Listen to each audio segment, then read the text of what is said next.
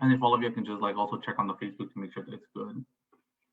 Okay, so it shows that we're live on Facebook. So it's still setting up on my end, but in case we are live, what's up, YEC squad? My name is Joe Posada, and I'm glad you're all able to join us. We're just waiting a couple of seconds while I can pull up the feed on my end, and then we'll go. I'm just gonna check on the back end real quick. It shows that we are live, and then let's see. And then I'm also gonna record on here, so we'll give it a couple of seconds.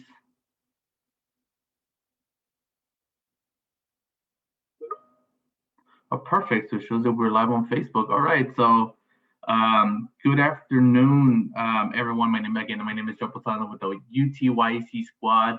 Again, hopefully all of you are enjoying your spring break. It's Tuesday, so it's your second day into spring break. Not that anyone is counting, right? But we just want to hop on for about an hour to get you all just kind of like situated in terms of like what's the next step, especially for you all that are seniors. Just seeing what's going on and what have you. I'm just gonna pull up something on my phone real quick just to make sure we're good. And then once I do that, we can go ahead and get started with everything else. So just give me 1 second. Let's see. Okay, perfect. Make sure that's muted. All right. So again, so today we're really gonna go over again what are some of the next steps, and then if any of you are joining us on Facebook, we'll make sure that our team shares it also on Twitter, and then if any social media platforms. But if y'all do have any questions at any point, make sure that you just post them down below in the comment section, and somebody from our team will definitely take a look at them, and then they'll send them my way, and so like that I can make sure that we're on the right path to get us up and running. So we're going to go ahead and just transition into the presentation itself, and then again we're kind of today's kind of discussing like what's next. So again, just an FYI before we get started, also know that we have a team here in Dallas that helps you kind of there to help each and every single one of you as students as seniors to kind of transition what are going to be not only the next steps, but then also help you transition from graduation, some last minute things to check off over the summer, and then get you prepared to go where it is that you're going in the fall. So whether you're coming to UT Austin, you're going staying local, going doing the Dallas County Promise, UT Dallas, UNC Dallas, A&M, wherever it is that you decide to go, know that we're here to help you in that process to get you up and running with that. So again, a couple of things to keep in mind. If know that first of all, all of you should have already created an online portal. So this online portal, so for example, for UT Austin is My Status.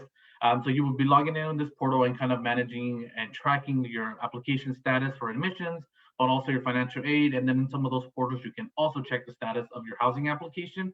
I think that's something very important. So again, just visit either your university portal or your housing portal from each of the institutions, if you're still kind of like waiting it out, or if you already know where you're going to go, and check the status of the application, and then also to see if you've already been awarded a contract. Oftentimes, your portal is going to be the fastest way for you to see information, see what you're receiving, and then any follow-ups. And then oftentimes, I don't know if they still use mail to send anything out to you all, but just know that again, that portal is going to be key to check the status of your housing, see if you have any deposits to do, if they can be waived or deferred to your financial aid, and then also any last minute things that you need to submit as well. Um, the next is also accepting your financial aid. So we'll go over this in the next slides of what does this look like and what have you, but it's important to accept your financial aid. Just know that accepting your financial aid, you will only be able to do this for one institution. So this one, so know that you're going to actually be awarded financial award letters across various institutions, and we'll cover that in the other slides as well. And we'll kind of walk you through that process and how does that look like to accept them and what have you. Also ensuring that you're signing up for orientation, and then also some things to consider when registering for classes. A few of those are like, just make sure that you're visiting your university portal to register for orientation. Oftentimes the admissions office has a tab within their website to go for orientation to see when they're opening up. I know some institutions open them up during spring break or right moving forward from now on. And so orientation is very important because this is when you get to sign up for classes. You get to meet other students that are like-minded like yourselves, also pursuing the same majors as you are as well, and then really just kind of get to know what kind of resources you have available to you on campus. And so again, this is important for you to sign up for orientation to get that up and running with that. And I think we have a slide for that as well. and then also understanding what he means to be a full-time student. Being a full-time, part-time, how many credit hours you need to be enrolled in to be considered part-time or full-time, and then we're really breaking down a little bit like how does your day-to-day schedule look like for a full week on campus once you register for classes, and then also summer before school starts. So again, just know that at any point, if you have any comments, questions, or concerns, you can always just check with us, drop a comment below, and then we can get you set up and running with that. And then also below this, right, well, on the bottom of the presentation, on this side, you'll see you can follow us on social media. So you can also see our Twitter, our Instagram, our Facebook, and our YouTube. And then actually, I'm just noticing, I think that our Facebook and Twitter and Instagram handles are flipped. So again, you can just find us on that as well. So first things first, accepting your financial award letter. So I know, so again, just keep in mind that you get a financial award letter from each of the institutions that you apply to and submitted your FAFSA or TASFA. So again, let's say you apply to one institution but didn't send your financial aid application to them, you probably won't get an award letter. So you want to ensure that you've done both. Apply to the institution and got admitted, and then also submitted your financial award letter to them. So this is again the best way to accept any free money first, or any free money that you receive. So any scholarships, grants, institutional grants, any federal, state level grants that you may be eligible for. Also and then this is kind of the order that we want to accept them as well. So first, again, the free money, then any earned money second. So again, a great example of earned money is kind of like your work study that you receive. So for example, when I was a freshman at UT Dallas, I received work study for my second semester. So I was able to get a job on campus. And so essentially I worked on campus and got paid I believe like $10 an hour to work roughly about 20 hours a week. And so that's that you definitely want to accept that just because it gives you a great opportunity if you're already thinking of working on campus, a great opportunity to be able to stay connected at the university while also taking classes. And they always understand that you're a student first. So that's really neat to have that on there. And then lastly, you want to accept any borrowed money last. And so like that you can see what you have available if there's a gap that exists to see if you're going to be applying to any additional grants or scholarships, or you just like, you know what, I'm going to accept a portion of my loans, or I'm going to go decline a portion of them or all of them. So know that this is kind of the order that you want to go and take them. And again, your financial award letter is going to provide you all that information for you in order for you to kind of take a look at it and whatnot. And again, each institution is going to give you a process. So you'll probably receive this in a couple of ways. The first one, you may receive probably in the mail, your financial work package. If not, for sure, you'll receive it through your portal. So again, for example, for any students that are going to UT Austin, through your My Status, you're going to get your financial award or your cash page. You're going to be able to print out that award page. And then from there, you'll be able to kind of like look at it, compare it to other institutions and what have you. And then you'll go back into your My Status or cash page. And then you'll be able to go accept or decline any of these awards. And you'll do it online. And so the neat thing is that for the most part, the process is the same for most all institutions. And so if you're having trouble or trying to figure out what to accept, what to decline, or you just need some advice, again, you know that you can always reach out to us and we can definitely help you with that process, understanding how they look like, compare your financial award letters, to multiple, whether 2, 3, or 4, or 5 institutions that you've received them from, and we can see how much money you're receiving, how much free money, earned money, and borrowed money you're going to be receiving. And then like that, you can make an educated decision on like, okay, this is the reason why I'm going to UT Austin, or this is the reason why I'm going to another institution because of the money offered, but compared across the board and what have you. So that's something just to keep in mind. So again, under the financial aid tab, and then you select your financial aid year, and you'll see your worth on there. The deadline for UT Austin, I'm not sure 100% sure if it's May 22nd. We can definitely go over visit that back. If there are any seniors here that look at this, watch this video, we're actually having another presentation specifically for UT Austin students tomorrow on Wednesday. So if you have any questions or for any updated dates, make sure to tune in tomorrow, and we'll have our Dallas admissions team join us, a representative from that team join us and kind of talk to you about this process as well, specifically for UT Austin and whatnot. So just know that each institution has its own priority, it's going to have its own deadline for you to accept your financial award letter. But in order to also accept that financial award letter, you also have to accept your admissions decision. So if you ultimately decide, hey, UT is where I'm going, or you're going elsewhere, you need to accept that decision, say like, yes, I'm going here for the fall, and then you'll be able to go ahead and start accepting your financial award letter as well. Let's see. Now, so what does it mean to be a full-time college student? So again, so according to the federal student aid definition is that in order to be a full-time student, you have to have 12 or more hours, and you have to be enrolled in 12 or more hours. So again, so this means that you're taking each class that you take is roughly about 3 credit hours.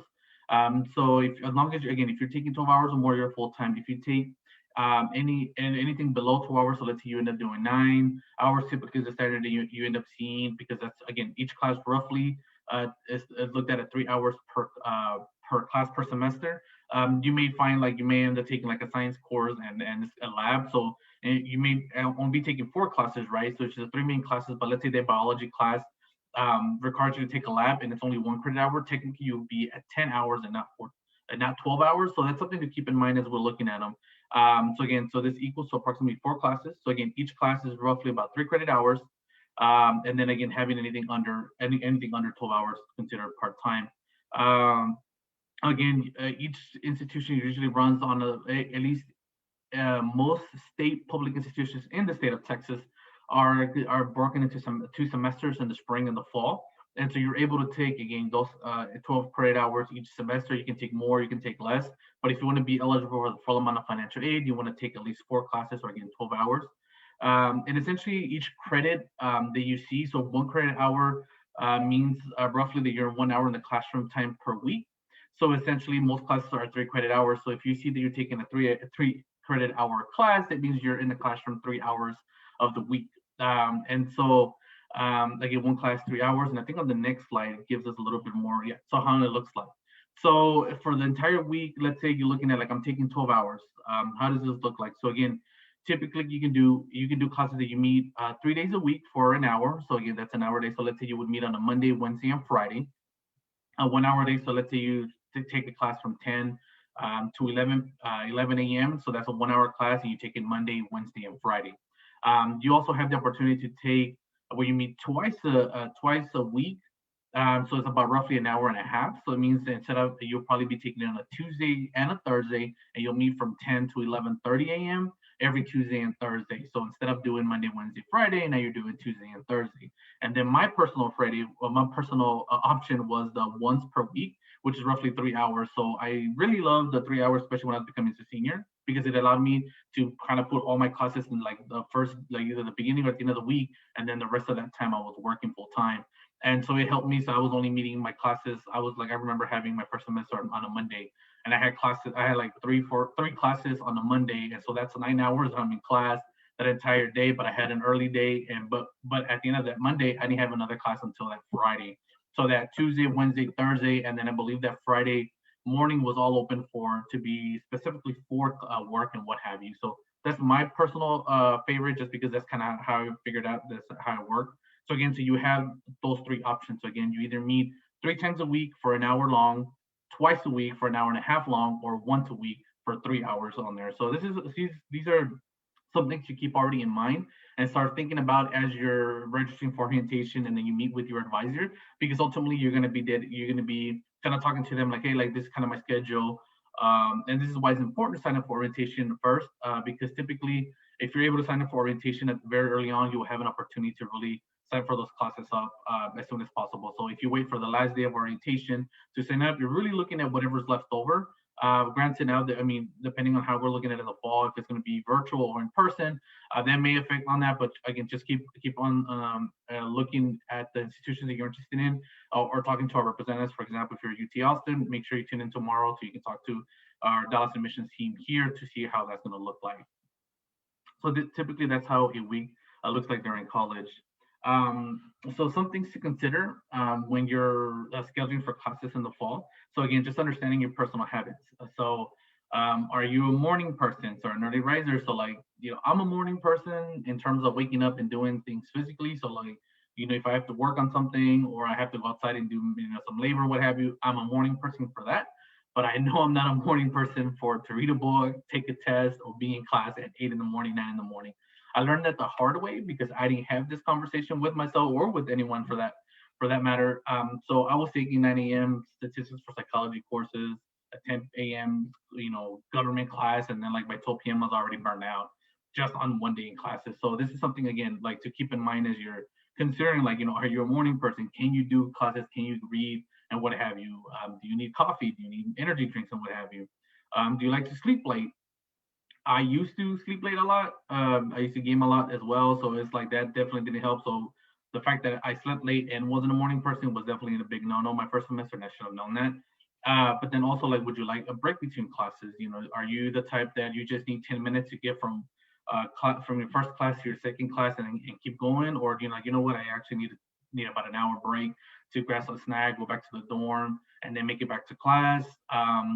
Will you be working while attending college? I think this is a very important one. I know I was working a couple of jobs while being in class, and so I didn't take that into account the first time. So I was having to like rush everything my first semester, or the first half of my first semester on campus. So they made it a little bit difficult for me. So that's something to keep in mind, as you're looking at, when is your schedule? Do you have flexibility in your schedule? Are you working only the weekends, evenings, or mornings, to help you kind of like set up your schedule pretty straight on there? Do you have any family obligations? Are you going to be involved on campus activities? Will you participate in recreational activities, or will you have student athletic requirements? Like if you're a student athlete, if you're already committed or you're signing on and what have you, just some things to keep in mind on there. Will you be involved in community service, or will you attend religious activities? So these questions are important, because again, like all of this is ultimately was going to help you set up your schedule for that week and then ultimately for that semester. So again, like if you're looking at Monday, Wednesday, Friday classes, Tuesday, Thursdays, or once a week, and then being involved on campus or working and what have you, that's gonna you're gonna have to adjust your schedule. And so I think these are very, very important. And so you can always talk to us or talk to your advisor there once you're at orientation to ensure that you're kind of understanding this. So preferably, definitely talk to somebody beforehand, so like that what's going on.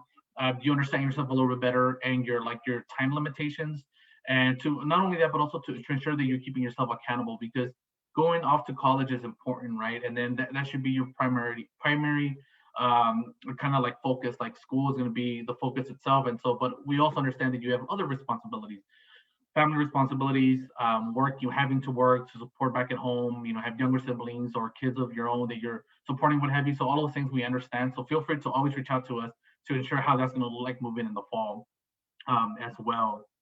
And then things to remember when scheduling your classes. Again, also know that you get to make your own schedule.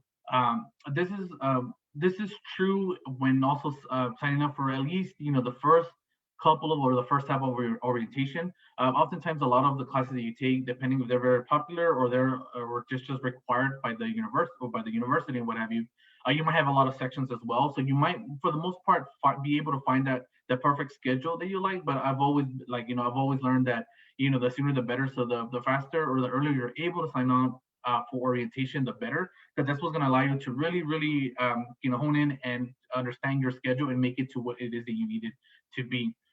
Again, you also want to make enough time in between classes to travel. You don't want to be on one side of campus, having classes, and you only have like 10 minutes to get across campus, and you realize it's like a 15-minute walk.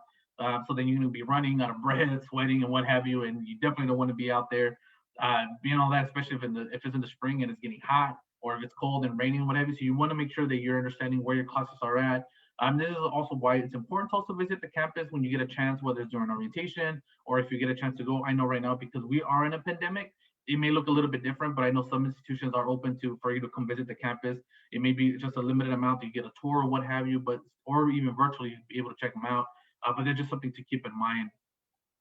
Again, always refer to your academic advisor and degree plan to ensure you're taking the right classes. Your degree plan is going to be key. This is something that you either have a physical copy of it. It's going to be filed with your advisor, or even every time you meet with an advisor and sign up for classes after your first semester. I know I had a chance to keep a copy of it. I like having the physical one, but you can always log in online through your portal to see what classes you take and your grades and what have you. So like that, that all the classes you're taking are either directly applied to your degree. Even if they're elective, sometimes they can double dip, and so it's always good to really have an open conversation with your advisors. If you're struggling or trying to figure out how to have that conversation, again, reach out to us. We can definitely help you do that. To just because again, it's important to understand that process, because your advisor is the one that's basically going to follow you from your first semester, your first day in school, more rather when you meet with them to sign up for classes all the way to you graduate, in a sense of understanding, like, okay, these are the classes you need. This is your degree plan. So this is your 4-year plan. If you want to graduate within those 4 years, you have to take either at least 15 15 credit hours, which is 5 classes per semester, or you'll do what I did. I will take 4 classes each semester and then take 1 or 2 classes over the summer or main semester, what have you. Or the smart thing to do also would be like try to take the classes whenever you can in that schedule, but then also do an internship over the summer and what have you to get more skills and experience and what have you under your belt as well. So again, your academic advisor is going to be someone very, very important on campus to be able to help you understand that and navigate that process as well. And then spread the more difficult classes out over semesters. Do not overwhelm yourself. Man, I wish someone had told me this. I wish I had been paying attention, but I wish someone would have told me that one, not to take more than 15 hours your first semester, because I took 17, because one of those was a science, I think science because I had a lab. Um, I was also taking nothing but core classes and one major related course. So I was taking like government, psychology, intro to psychology, statistics for psychology, a major related course, I think a writing class, and then I was taking like freshman 101 class and what have you. So I think that freshman 101 class was worth the 1 credit hour. So at that point, I was already 16, 17 hours. And my first class started at I think 8:30 or 9 a.m. And even though I lived on campus and it was great, it wasn't the best idea to do just because I didn't have someone to talk to. So I think this is very, very important to understand because after my first semester, I was able to know like, okay, you know what, I'm going to take maybe um, two core classes, which like your math, your science, your English, your history, whatever the core class are required in the state of Texas, and then taking like either two major classes, like intro the easier way into your major, and then also like maybe one elective and what have you. So after my first semester, college was not a breeze, but it was a much better experience. But that first semester was a real struggle. So again, talk to us so like that we know what's going on and we can at least help you connect you with the right person. And then you also make sure you know the needed prerequisites. Because oftentimes some classes, you may not be able to take them. Even as understanding how like if you need to take the TSI, or if you have it high enough SAT, ACT scores. I know I didn't have those, so I had to take. In my time was an AccuPlacer that allowed me to kind of bypass, kind of like I met the TSI requirements, but then it allowed me to make sure that I was taking those requirement courses that I could already, the intro courses like English, math, and what have you. Didn't take any prereqs or any developmental courses and what have you. So that's something to also talk either with us, your counselor, or even that advisor at that institution, so like that you're able to understand that process as well. So reach out and use your resources, right? So specifically with UT Austin, we have like the Undergraduate Writing Center, the Sanger Learning and Career Center, the Multicultural Engagement Center, and the Longhorn Center for Academic Excellence. So most institutions across the state of Texas have similar centers that are similar to this to help you with that. So the Undergraduate Writing Center, I know UT Dallas, I never took advantage of any of them until I want to say maybe like at the end of my first semester. And so this is important for you to kind of like reach out to them, and if you need any help struggling writing that essay, or you need additional tutoring or what have you, there's nothing wrong with asking for support and help, because it actually ultimately, if you don't, it starts hurting you, and then you start hurting yourself in that sense, because you're not able to like, you feel like you're stuck. I felt like I was stuck. I was failing all of my classes by midterms. And so I was really struggling because I didn't know how to ask for help. And so that's just something to keep in mind. I know again at UT like for me, the multicultural and the community engagement department were very key for my success on campus. And so the neat thing is that within our division at UT Austin, we have the division of diversity and community engagement offers the similar resources for you, which is like, again, you have the Longhorn Center for Academic Excellence where you're able to reach out to people, not only with professionals that we have on campus like staff, but then we'll also have students that are working within the department, within the division, that are able to support you in that sense as well. So you'll get that peer-to-peer, network, and then also being able to talk to them and just feel your way into on campus to be like, okay, this is how I approach, a speed bump or a roadblock and what have you on that. So just make sure that you're understanding your resources, and that's why orientation is important for you to attend, because at orientation you'll be able to understand and learn about all the resources available to you as well. So summer plans. So what are some things to keep in mind before you're going, right? So things to think about a bit before moving away for college. So whether you're going to be living at the dorms, for example, if like you're going to UT Austin 3 hours away, so obviously you're not going to make that commute every day. So you're either planning on living on campus or having your own apartment near campus and what have you. There's some things that you'll need, like, for your dorm and clothes, toiletries, and all that good stuff. So this bit.ly, if you, we'll make sure that we drop this when we repost this video later on. But this bit.ly /checklist for moving is from Big Future, I believe, from the College Board website. They have a really great extensive checklist. So I say extensive because some of those things may not apply to you and what have you, but it's good to know, to think about. Because then you'll be like me. I literally, I mean, I only lived about maybe 30, 45 minutes away from home. But when I showed up to my dorm, I literally just showed up with like a bag full of clothes. I showed up with like very minimal things, and I realized, oh, I think I need this, I need that.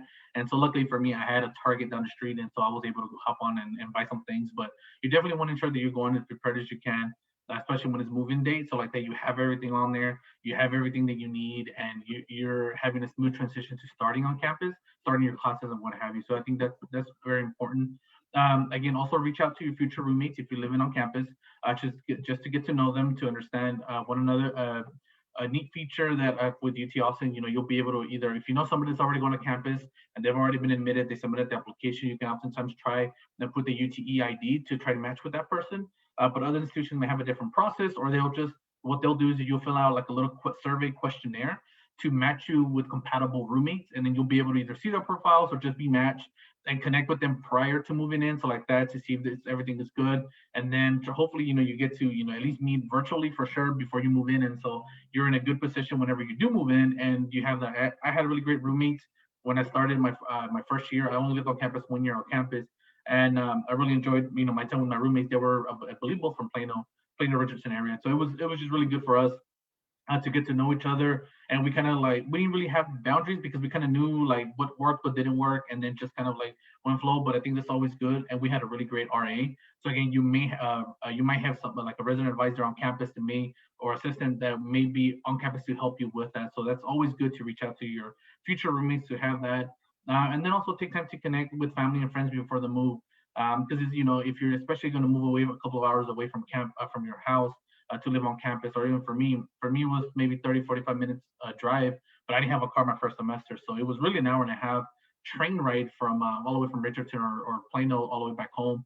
And so that was always, I didn't always want to make that train ride because it was just a long one, and I always wanted to fall asleep on the train, which is a no-no. But that's just something to keep in mind. You want to connect with friends and what have you on there before doing that. And then also just make a list of items, to be successful if you're living at home, right? So let's say my sophomore, junior, senior year, I was back. I had my own place close to home, and so it was a commute.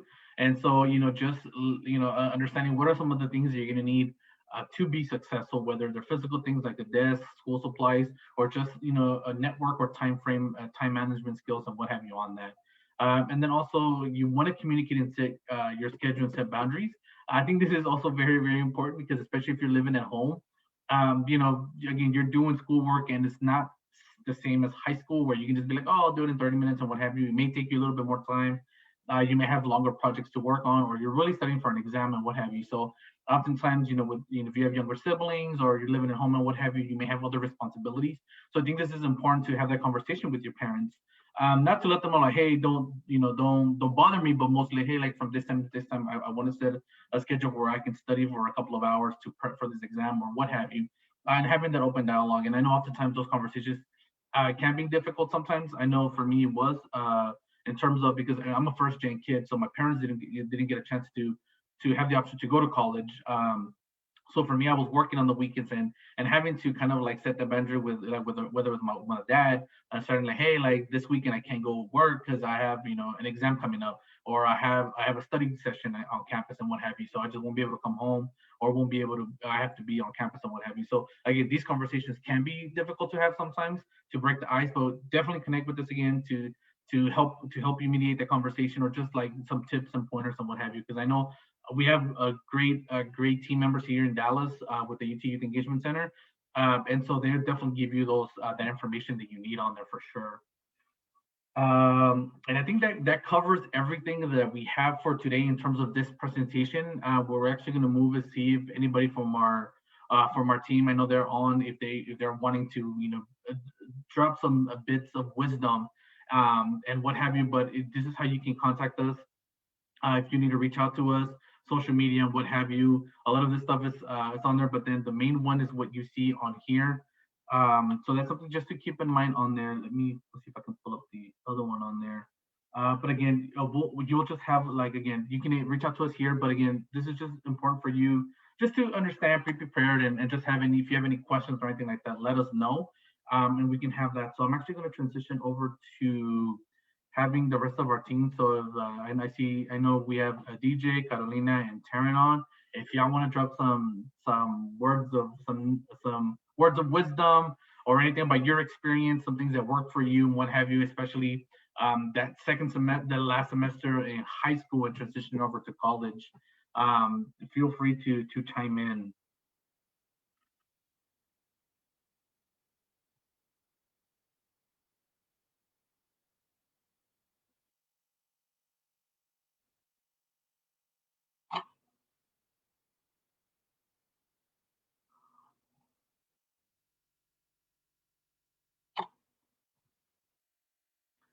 But if anything, so again, if you want to chime in, but if anything, another thing to keep in mind also is joining on campus is really great. I know some of us are Greeks actually here within our department. I went Greek wasn't until my senior year, so that was really neat to have that experience on campus.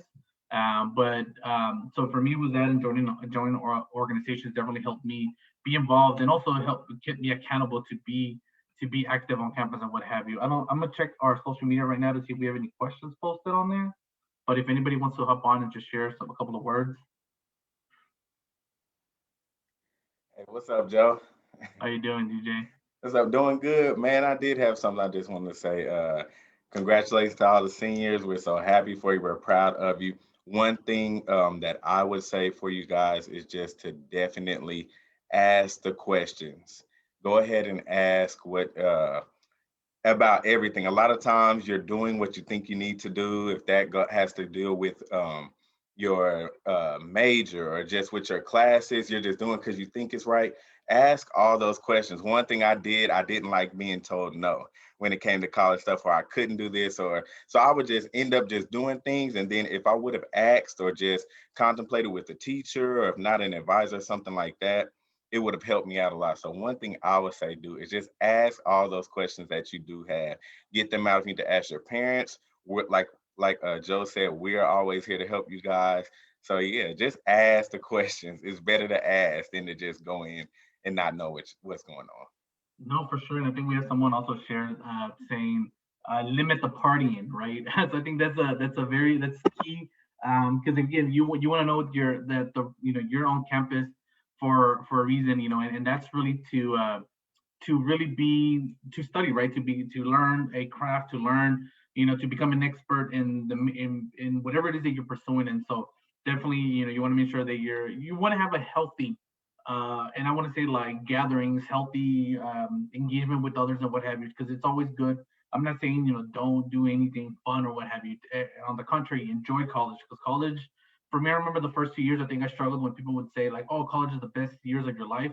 For me, my freshman and sophomore year, they weren't just like that, but because I didn't know how to balance, time manage, or keep myself accountable, and so I think that's after I joined or campus organizations, I enjoyed the limited partying or the limited having fun and what have you, engaging with student orgs and what have you, or even going Greek. I think that was very key.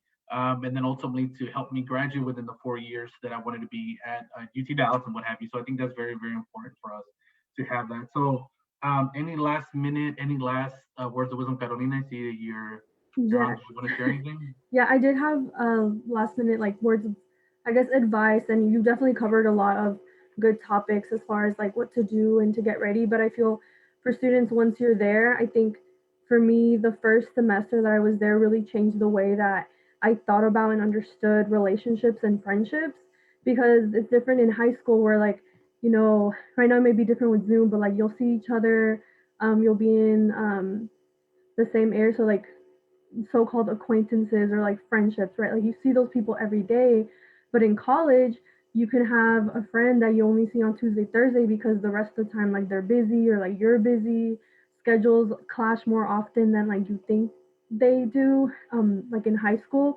So at first I used to take that to heart, kind of like, oh, like I don't have any friends, like no one wants to like reach out to me, but you really learn how to manage those relationships because it goes both ways and really learning how to communicate and say like, hey y'all, like really have like a busy exam week next week, so I'll catch y'all in a few weeks, or this is why I won't be as responsive in like the group chat and things like that. So I think that's something to keep in mind aside from academics because I know that the relationships and like the friendship building that you make in college are friendships that will last you for a lifetime. So definitely something to consider. And it I just want to say that because friendships in college are probably some of the best that I've had.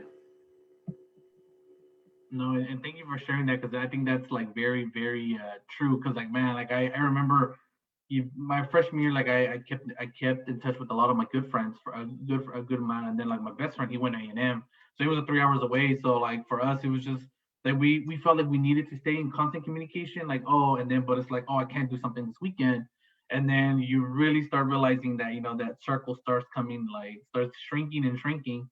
But then like me and my best friend were like, oh, we realized like man, like I gotta study for this exam, and it was funny because him and Ed would always be on back then it was Yahoo Messenger, and so just playing, you can play virtual pool, watch YouTube videos, and what have you. We're always doing that, and they're like, I think we okay, we gotta cut it, we gotta go study now.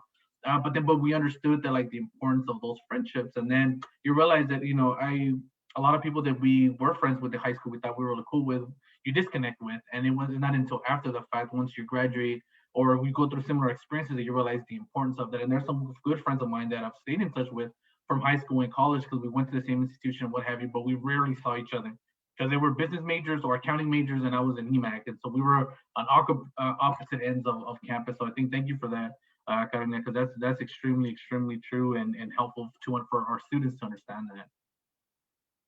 Any other last bits of wisdom checking online to see if anybody has posted anything? I think we're good. Yeah, I did want to say one more thing, and Go you already ahead. hit on it. You already hit on it, Joe. But just remembering that your involvement means a lot in college.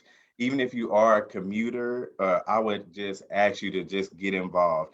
Even if it's like you said with the fraternity or with the club or with some type of organization, if that's anything that you're interested in, just make sure that you do get involved because that helps you professionally. It helps your professional relationships, like Kato was talking about.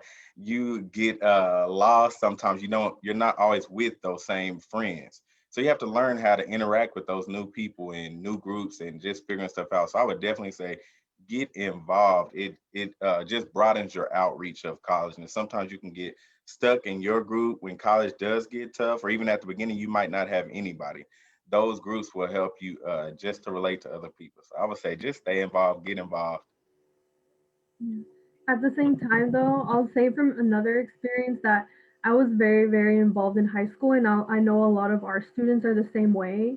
Like they like to join like 5 or 6 different clubs and like can handle everything, and that's super cool. Like, good for you. But I think like the transition from college, like it's very, very different because you're not only adapting, like you already know your environment in high school, like you already know the deal, you know people, you have your connections, but in college, like it's different. So give yourself that time and have patience with yourself. And I definitely made the mistake to go into a lot of organizations too fast. And like, I definitely don't regret it because of the experiences and the friendships that I made. But definitely, I think I was a lot more harder on myself when I didn't.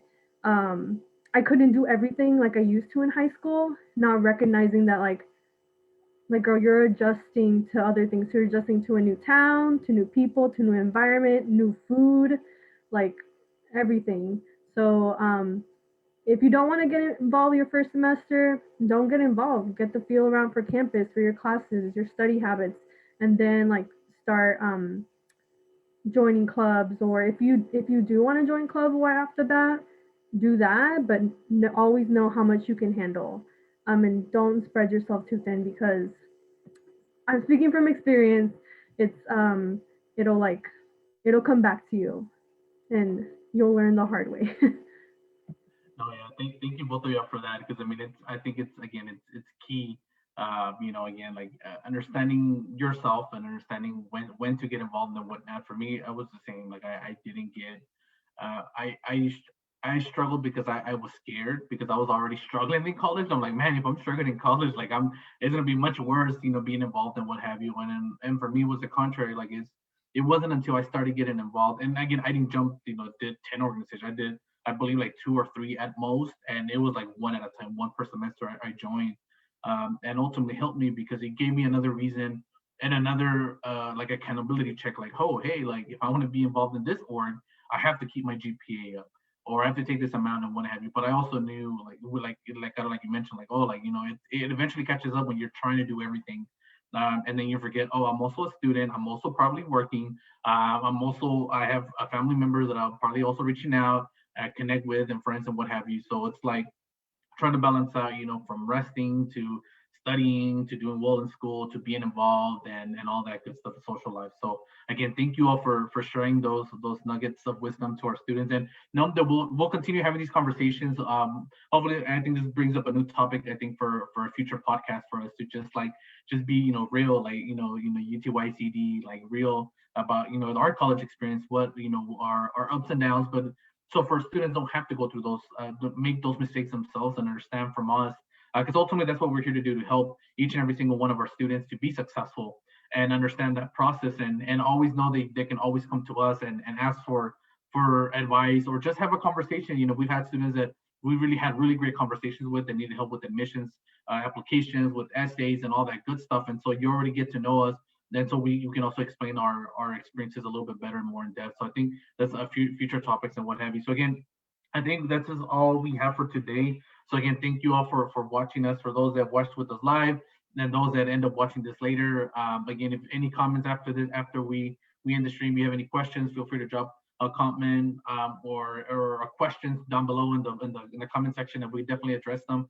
And we're tomorrow we're actually also going to have, let me see if I can actually pull up that flyer real quick. We're also going to have another, so this entire week we're going to have, again, events going on for everyone. So just for you all to know, let me see what I can do here. Here we go. So we're having, again, so today we just had our senior Q&A with us. Tomorrow is going to be for our seniors that are they've been admitted to UT, or have any questions pertaining to UT Austin and what have you in the next step. So something similar to the conversation we had today, but more specifically for UT Austin. On Thursday is going to be fun. Is we're inviting everybody, fresh, whether you're a freshman, sophomore, junior, senior. We're going to have a Kahoot showdown, and so we'll especially underclassmen, will have a lot of questions for you on when you should start, whether understanding your GPA and things like that of the nature from freshman to senior year in high school. And so it's really, really neat. And I hear that some of our team members are very competitive. So we'll put that to the test and see how that goes for all of us. And then Friday is going to be just a chill day, just to join us during lunchtime. Just to know what do we do to relax, what kind of music we're listening to, or staying up to date on Netflix and Hulu and what have you. And for us to get to know you all as the students as well, understanding have that. So again, know that what what social media platforms you can see us on, and then we're also going to be live again the rest of the week from 12 to 1 p.m. So again, Wednesday, Thursday, and Friday, to get this up and running. So again, you'll be getting text message reminders and an email as well, leading up to 12 o'clock each day. So again, I think this is all we have for today. So again, thank you all for joining us today, and I think it's a good sign off. So thank you all, and hook 'em.